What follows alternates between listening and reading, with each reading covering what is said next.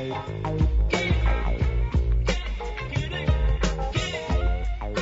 right, y'all, welcome back to the show.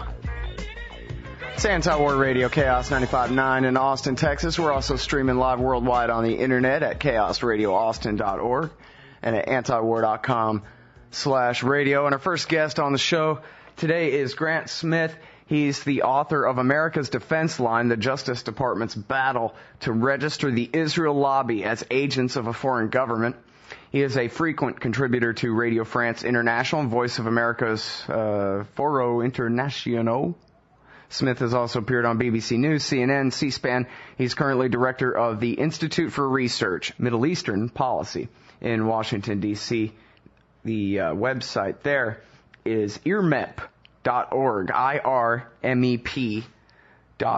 You can find what he writes for antiwar.com at original.antiwar.com/Smith-Grant.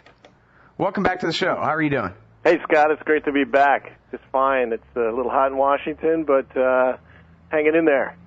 Well, there's not too far, a couple miles north of my window here, there's giant wildfires, they say the size of Chicago. So don't tell me how hot it is where you are. I have nothing to complain about that. So welcome to the show. Great article today. Hilarious article, actually. I love the whole premise here. Steven Rosen, the, I don't know what you call him, formerly indicted, but then charges dropped, former director of the American-Israeli Public Affairs Committee and the, one of the centerpieces of the entire AIPAC espionage scandal, has a lawsuit against AIPAC for throwing him under the bus. And apparently, as you write here, as these two different teams of lawyers file this paperwork back and forth, those of us critical of, I don't know, Israeli espionage in the United States and the influence of the Israeli lobby over American politics are learning more and more about what really goes on here. I guess basically give us the outlines of what's the basis of Steve Rosen's lawsuit against AIPAC, and what have you found out here?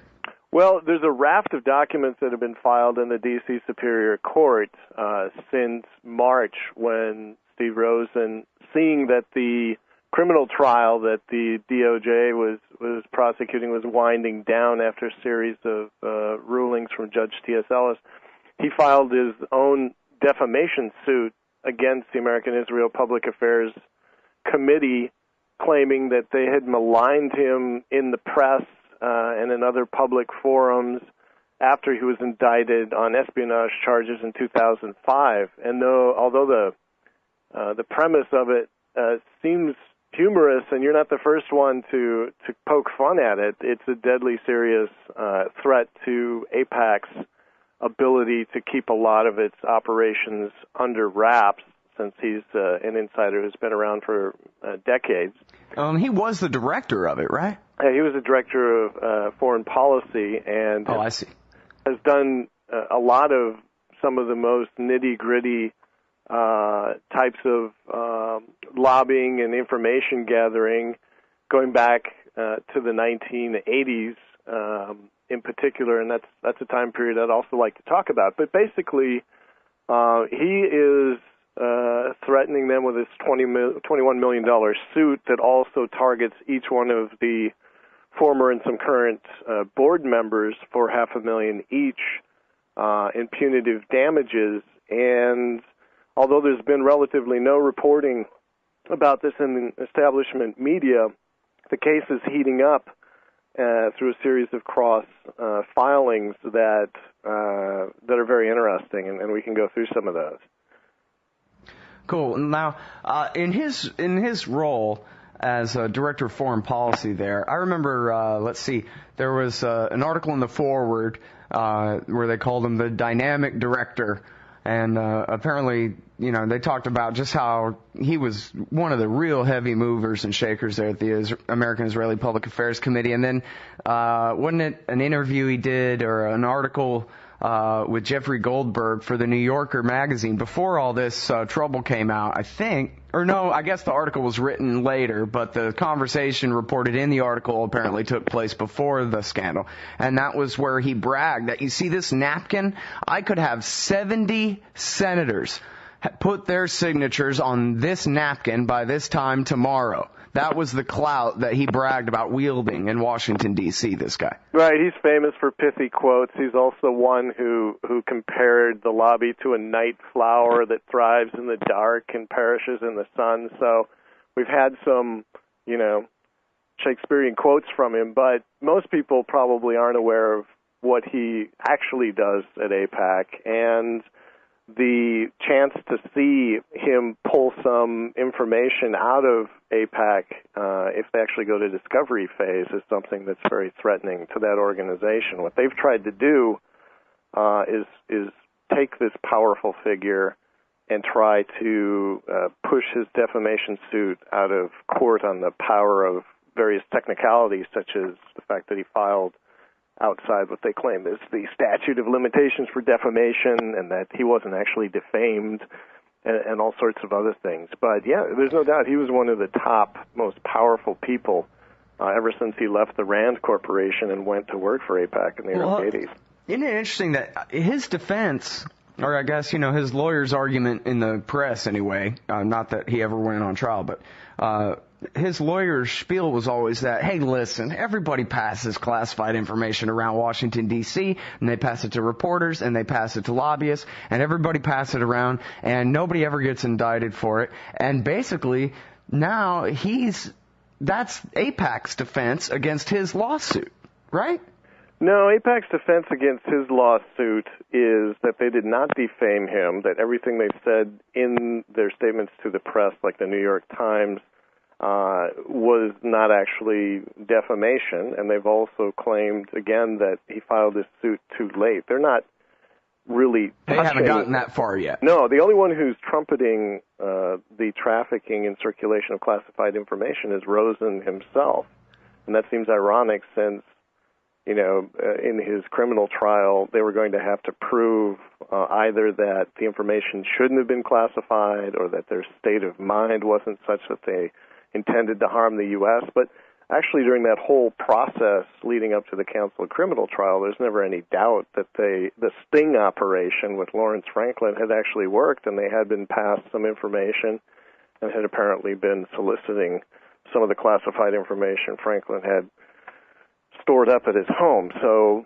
the ironic thing is that Rosen himself is trying to tie CORE and some of the board members to that classified information, while also stating that there was no policy within AIPAC prohibiting the circulation of intelligence information, which that's pretty eye-opening stuff. I would argue that lobbies, particularly foreign lobbies that pass things back and forth between the Israeli embassy and Israeli Ministry of Foreign Affairs, shouldn't be doing that, because classified, especially national defense information, is not meant to be circulated in that way. It's supposed to serve national defense interests. And AIPAC got into a bit of a problem back in the early 80s when, during negotiations for America's first free trade agreement, they got a hold of a classified government report outlining the entire negotiating strategy for the United States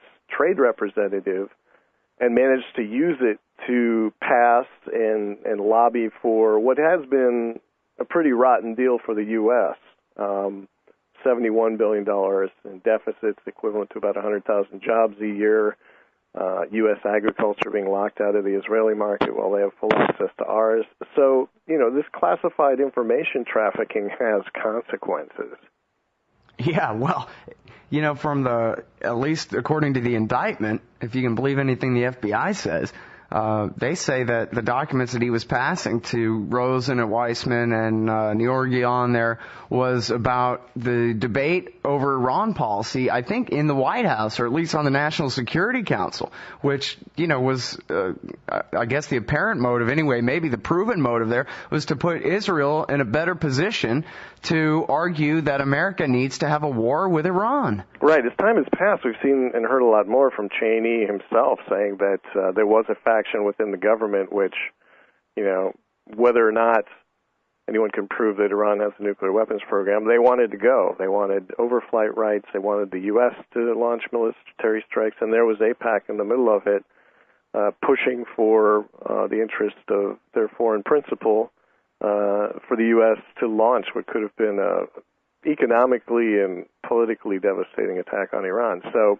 again, the interesting thing in Rosen's own defamation lawsuit, he makes the case, a quite clear case, that it was normal that AIPAC has kind of this parallel bureaucracy within the organization which filters and channels and moves classified information, that they feel privileged and that there's nothing wrong with them doing that. Their position seems to be that if the U.S. government can't, keep a hold of this and they get a hold of it, that it's their right to leverage it in any way they see fit. And that question's still out there. Rosen is, basing his entire case on saying, you defamed me by saying that I was in any way unique at AIPAC for moving this information around. Dangerous? Yes, absolutely. I mean, people need to be watching AIPAC, although it's underreported, back after 9/11, when suddenly AIPAC figures like the Washington Institute for Near East Policy and Martin Indyk, who used to work at AIPAC, started writing articles titled Lock and Load, It's Time to Go into Iraq, et cetera, et cetera. Obviously there was a major PR campaign underway, and since then, AIPAC has been about nothing but the U.S. confronting Iran.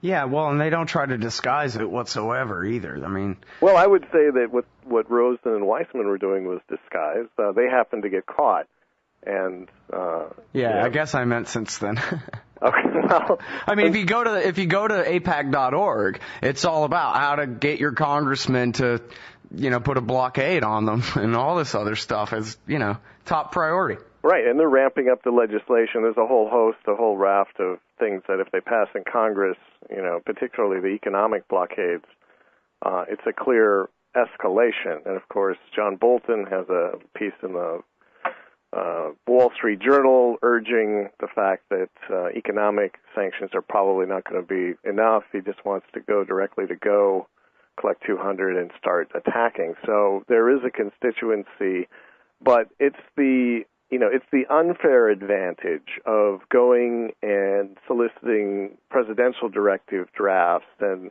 shopping around through the Pentagon and through the State Department and getting access to all of this information, which is not publicly available. That's from the standpoint of John Q. Public, who maybe can't get his congressman to answer the phone. That's a problem because that gives them material inside information that if this were just stock trading and trading on inside information would be a disadvantage to everybody else. So the question that was never answered when the DOJ threw the criminal trial was, why should any organization, especially AIPAC with its foreign ties, be trafficking in this classified information and advantaging itself in this way? I mean, they're at a level they shouldn't be. They're not a quasi-governmental organization. They are just a not-for-profit corporation. But again, getting back to the documents that have been divulged within... Well, actually, put that on hold for a second. Okay. I hope I don't make you forget it. But I want to ask you about that because, in a way, it seems like we're just singling out the Israel lobby. And what makes them any different, really, than the Russian lobby or the Turkish lobby or the Mexican lobby or the Irish lobby or anybody else? I mean, if America is a world empire, then any state that even has any kind of functioning intelligence agency is trying to use it to influence the United States as much as they can. What makes Israel different? Just that they're better at it?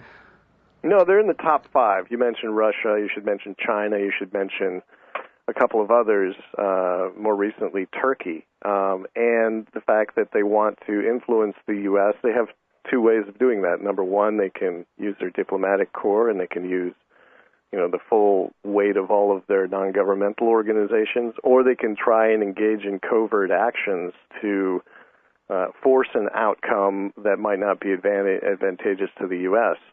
The fact that we're focusing on Israel in this case is probably relevant because in no case have we seen a nation or a constituency so willing and so able to launch major initiatives and get the U.S. to move in ways that are harmful, whether it was going back to the very first false flag attack on the United States, Operation Susanna, where Israeli agents bombed a bunch of U.S. information agency outlets in Egypt, trying to dissuade the U.S.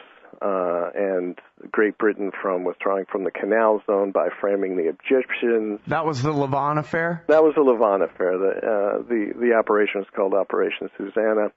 To outstanding questions about the Liberty incident, to outstanding questions about recirculating money into grassroots lobby startups that Senator Fulbright investigated, to all sorts of shenanigans with stealth political action committees coordinating their donations to candidates to push them out of office, to the free trade agreements, to this recent thing.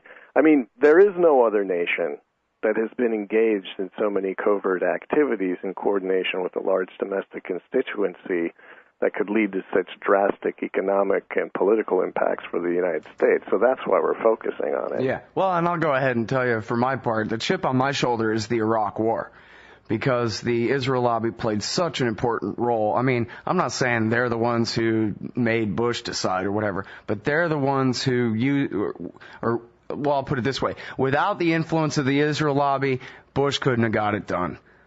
Yeah, that's fairly obvious. I mean, if you look at foreign policy making as a system, in the crucial areas of the Middle East, they're typically the driver in that system, or rather, whether they're going forward or not will determine how the system moves. So from just that system's dynamic outlook, you have to study them. You can't not study them in order to understand where the nation's moving or avoid some future calamity, which I think is the challenge right now.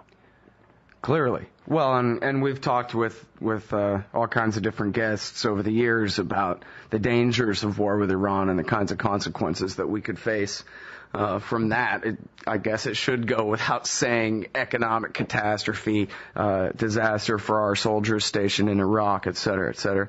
But let me let you go ahead and get back to the thought you were going to finish there about more that you found in these documents here. Again, we're talking with Grant Smith about the lawsuit. Steve Rosen, his lawsuit against the American Israeli Public Affairs Committee for throwing him under the bus.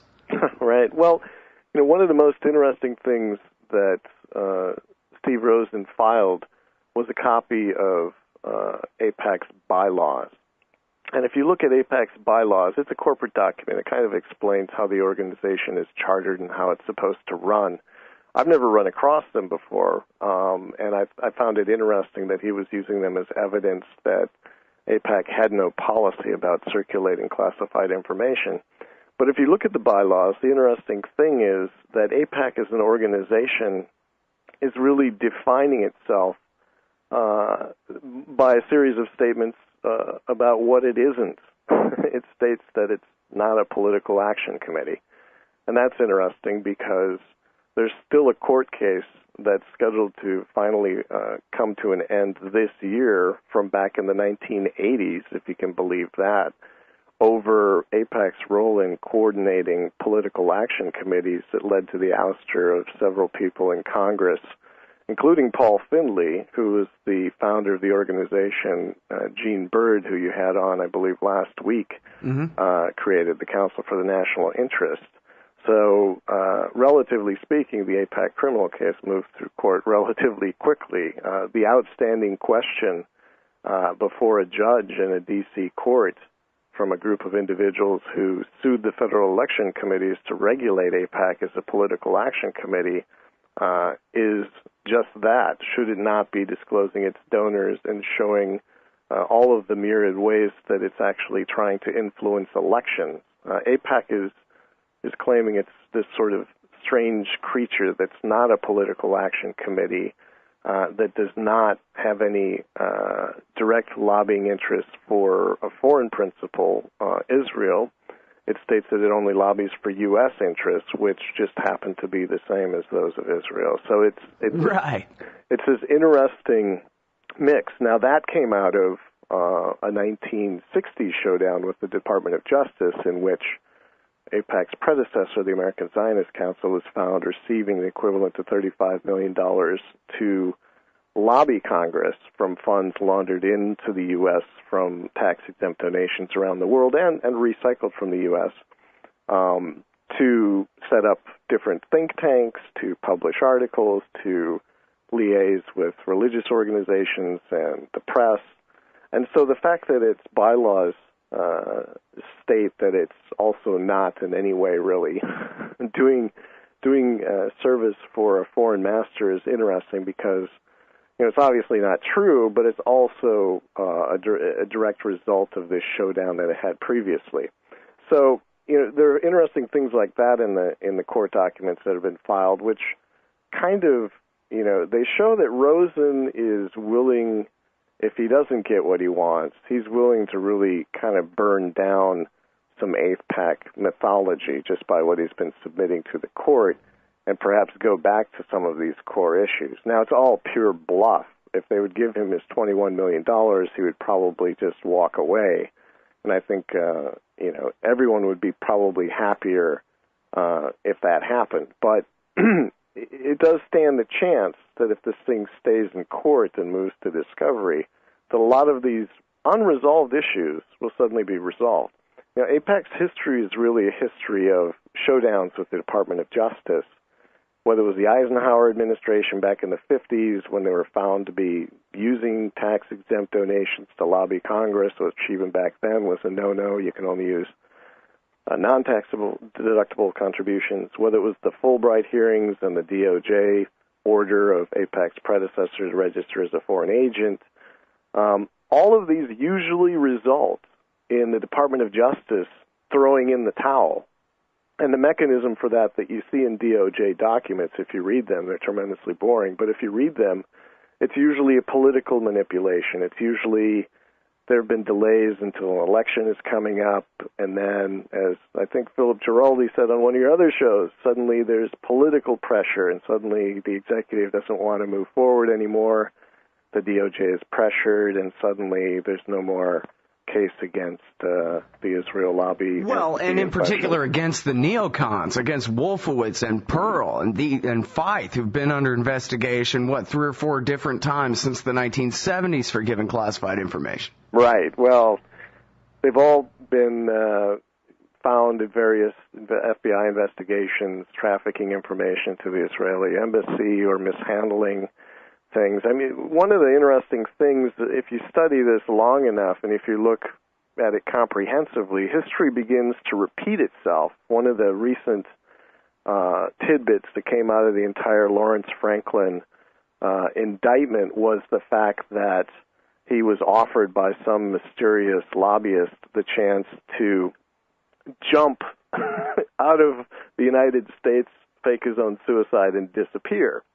Well, that's not the first time that would have happened. If he had taken him up on that offer, that also happened back in the 1980s to another Smith, not related to me, out in California, who was working to traffic different nuclear technologies through a front company, and was also, as soon as he was caught and thought he faced the prospect of 104 years in prison for violating export controls, skipped the United States, disappeared for 10 years until he was found in Costa del Sol, Spain, opening up a bank account, and Interpol sent him back to the United States, where he had to face trial. And well, according to Franklin, he thought immediately of The Sopranos, and that, I'll be a lot easier to murder for real if you have me fake my death. Forget that, pal. And he told which I guess he was also knowing and assuming that the FBI was recording his every phone call anyway, so.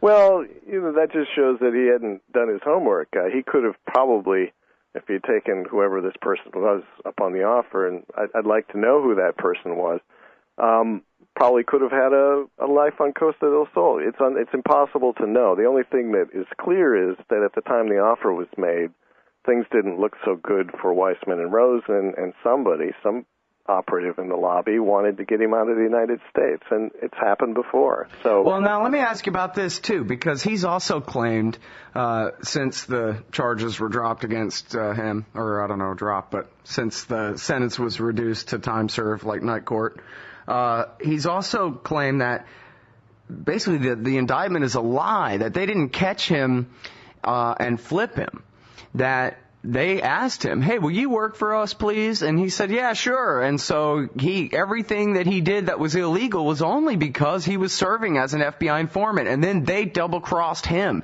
What do you make of that? Well, he said conflicting things. He's also said that he thought it was some sort of anti-Semitic pogrom and that he was only asked to target, certain people. So I don't know that that's conflicting, but if he didn't believe in what they were doing and thought it was anti-Semitic, but he was also, as he's claimed, an undercover agent, it's either one or the other, probably, because he seemed to be a person of high principle. So, well, he seems more like an informant than an agent.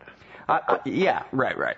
An informant. But, I like to believe the part, aside from the ridiculous smear that the FBI is just loaded with a bunch of Klansmen or whatever he's trying to imply there, but the part about they were asking him all about information on Douglas Feith and Paul Wolfowitz. And why wouldn't they have? This, of course, is the period in time when there was supposedly an investigation into the Niger forgeries that helped. And who leaked to Chalabi. Right. The leaks to the Iranians via Chalabi that the U.S. had broken the Iranian diplomatic codes. So I hope they were trying to find that out, and I hope the Iraqi National Congress and Faith and Pearl and Wolfowitz were all being questioned because they were the ones who were probably the biggest benefit or sponsors of those groups. So it would stand to reason. The FBI it's not the first time they've tried a counterintelligence type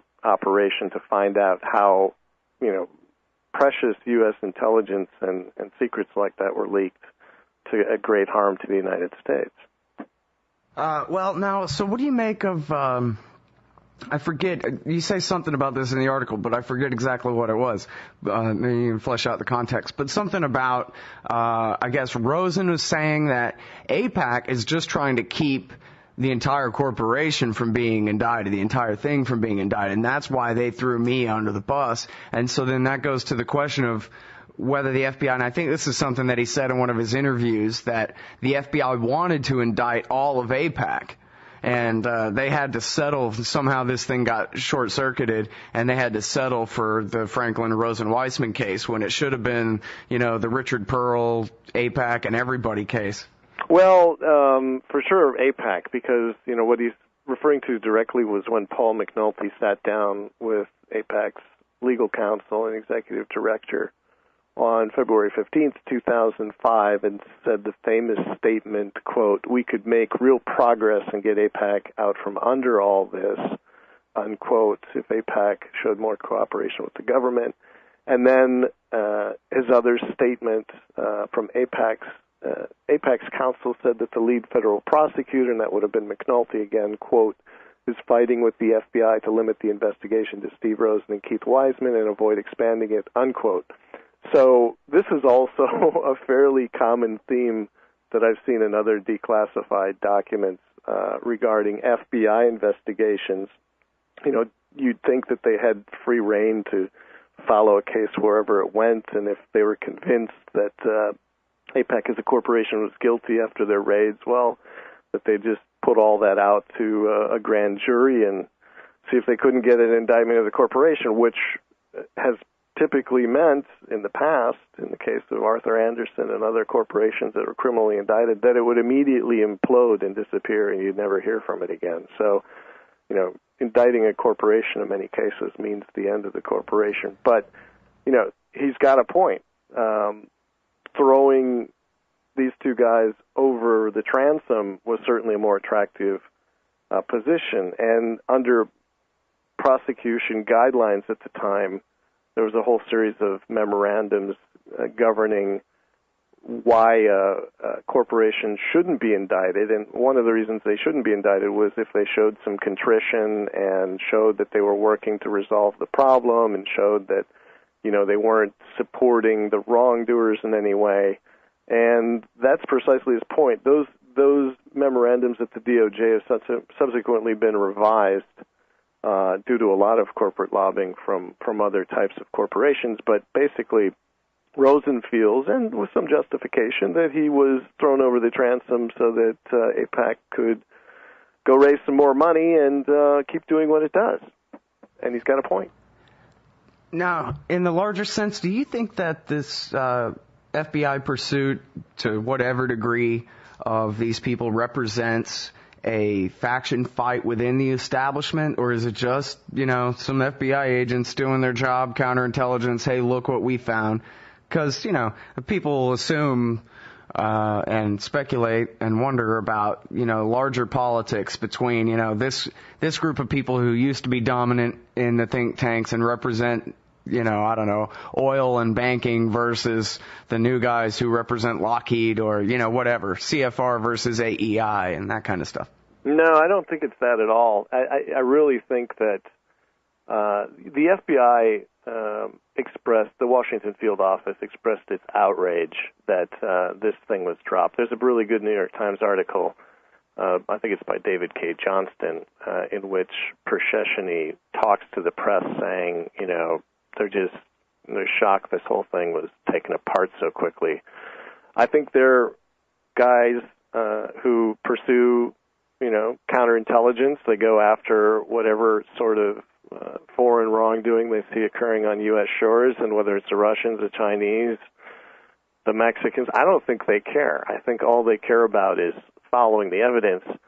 And a lot of times it leads to a dead end, and a lot of times it leads to this sort of, case. And I think they were not really in any sort of political considerations at the FBI level. Once it's thrown to the DOJ, however, once guys like McNulty, who, by the way, after he kind of put the lid on this, was promoted, people at that level, and it's happened with other DOJ people, one famous case is Nicholas Katzenbach back in the 60s, it's the same trajectory. They put the damper on this, they go on to stellar careers, and everyone walks away happy, except for the disgruntled FBI agents, who, by the way, can't talk about it, and the disgruntled people who'd like to know what actually happened, who won't for 25 years. So if you want to know what really, really happened with all of this, including, all of the things Sibel Edmonds has been raising as sort of adjuncts to this case, well, let's talk in 2034 and we'll have all the details. Yeah, exactly. Well, and this is the thing you mentioned kind of offhand there. I sure would like to know who it was on the other end of the phone who told Franklin, here, we'll fake your death and sneak you out of the country. I want to know who was the spy on the phone with Jane Harmon when the NSA legally overheard that Israeli spy and her complete a crime and make a corrupt bribe deal for, boy, oh boy, let's not get into that whole story. Well, this whole thing is just a big, I think Justin Raimondo said, a big pile of loose ends. And it's just sitting there, and a lot of people are really upset about it. Inside government, I imagine, but certainly outside government, because they see clear evidence of wrongdoing 360 degrees. I mean, you can pick up a rock here in Washington and throw it, it'll probably hit something related to this case, but you can't know about it. And that's the frustrating thing, because, governance depends a lot on the confidence of people that there is rule of law and equal treatment under the law, but you just can't see that. That's why this goes back into the range of high theater, the fact that somebody is going to make $21 million potentially for telling the world that his employer is a hotbed of espionage-related activity, information trafficking, and maybe even foreign agency, and that it's a civil suit that's going to do that as opposed to a warranted criminal prosecution. Mm. Well, Garrett Garrett, the great critic of American Empire, said, is it security you want? There is no security at the top of the world. You want to be the world empire, you're going to have every intelligence agency coming for their pieces and doing the very best they can. And there's really no way it's just a symptom of it. This is the kind of thing that I think Americans used to be entertained about, stories of all the palace intrigues and all these things going on in Europe, because they were the people who ran the world empires, and they were the ones who had all this backstabbing and all the stuff going on, all the infiltration and covert operations and so forth. There was no interest in covert operations in America, I guess, until the British launched their exercise to get us into World War I on their behalf. Well, yeah, I mean, it's, it's normally the U.S. that's in another country pulling the strings, and if you read Stephen Kinzer's books about overthrow and all of that, obviously we do it far more to others than others do it to us. But in this particular case, there has definitely been a power grab and assumption of privileges, in particular by the Israel lobby, that we've never seen in the United States, which kind of reduces us a little bit. I remember in South Florida seeing a delegation of, elite Colombians coming in to campaign for the elections to all of the constituents on Key Biscayne and other parts. And, it kind of made me think a little bit of how that makes, the elite and the expatriates look. And then I see the same thing happening here with our congressional delegations heading over to Tel Aviv and Jerusalem. It makes you wonder,